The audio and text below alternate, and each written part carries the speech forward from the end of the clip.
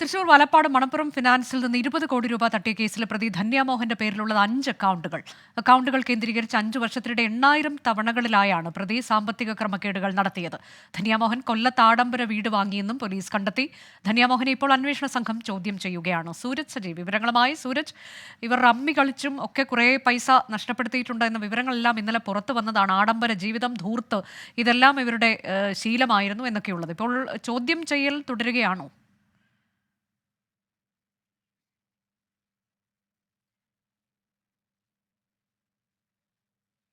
മണപ്പുറം ഫിനാൻസിൽ നിന്ന് 20 കോടി രൂപ തട്ടിയ കേസിൽ ധന്യാമോഹന്റെ ചോദ്യം ചെയ്യൽ തുടരുന്നു. സൂരജ്, വിശദാംശങ്ങൾ. അനുജ, ഇന്നലെ കൊല്ലത്ത് നിന്നാണ് ഈ ധന്യാമോഹൻ കീഴടങ്ങുന്നത്. പിന്നീട് ഇന്ന് വലപ്പാട് പോലീസ് സ്റ്റേഷനിലെത്തി നടത്തിയുള്ള ചോദ്യം ചെയ്യൽ അത് തുടരുകയാണ്. കൊടുങ്ങല്ലൂർ ഡിവൈഎസ്പിയുടെ നേതൃത്വത്തിലുള്ള അന്വേഷണ സംഘമാണ് ചോദ്യം ചെയ്യുന്നത്. നിലവിൽ ഇവരുടേതായി 8 അക്കൗണ്ടുകൾ ഉണ്ട് എന്ന് പോലീസ് കണ്ടെത്തിയിട്ടുണ്ട്. ഈ അക്കൗണ്ടുകൾ വഴിയാണ് ഈ 20 കോടി രൂപ കൈമാറ്റം ചെയ്തത് എന്നുള്ള നിർണായക വിവരമാണ് പോലീസിന് ലഭിച്ചിരിക്കുന്നത്.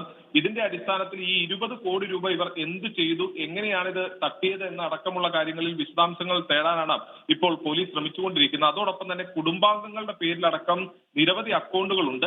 8000-ലധികം തവണകളായാണ് 20 കോടി രൂപ ട്രാൻസ്ഫർ ചെയ്തത് എന്നുള്ളതാണ് പോലീസ് കണ്ടെത്തിയിരിക്കുന്നത്. പക്ഷേ ഇത് വ്യാജ ലോണുകൾ രൂപീകരിച്ചുകൊണ്ടായിരുന്നു ഈ തട്ടിപ്പ്. പക്ഷേ ഇത് സംബന്ധിച്ചുള്ള രേഖകളെല്ലാം തന്നെ ഇവർ ഡിലീറ്റ് ചെയ്യുകയും സിസ്റ്റത്തിൽ നിന്ന് ഡിലീറ്റ് ചെയ്യുകയും ചെയ്തതായി കണ്ടെത്തിയിട്ടുണ്ട്. ഇതിന്റെ പശ്ചാത്തലത്തിൽ ശാസ്ത്രീയ തെളിവുകൾ ഉൾപ്പെടെ ശേഖരിക്കാനുള്ള ഒരു നീക്കമാണ് പോലീസ് നടത്തുന്നത്. വിശദമായ ചോദ്യം ചെയ്യലിന് ശേഷം ഉച്ചയോടുകൂടി ധന്യാമോഹനെ കോടതിയിൽ ഹാജരാക്കും.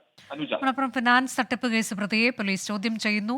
ഞെട്ടിക്കുന്ന തട്ടിപ്പാണ് ഇവർ നടത്തിയത്. ആഡംബര ജീവിതത്തിന് വേണ്ടിയാണ് പണം വിനിയോഗിച്ചത് എന്ന വിവരമാണ് പുറത്തുവന്നത്.